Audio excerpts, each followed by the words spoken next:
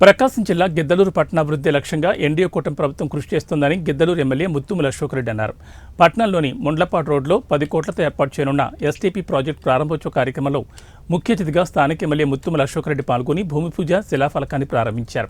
ఈ సందర్భంగా వారు మాట్లాడుతూ ఎన్నికలకు ముందు ఇచ్చిన ప్రతి హామీని నెరవేరుస్తామని, గిద్దలూరు నియోజకవర్గ అభివృద్ధి కృషి చేస్తానని, గిద్దలూరు నగర పంచాయతీని అన్ని రంగాల్లో అభివృద్ధి చేయడమే తన లక్ష్యమన్నారు.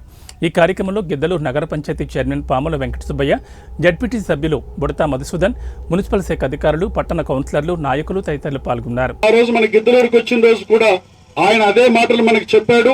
వీటన్నిటిని నెరవేర్చబోతా ఉన్నాం.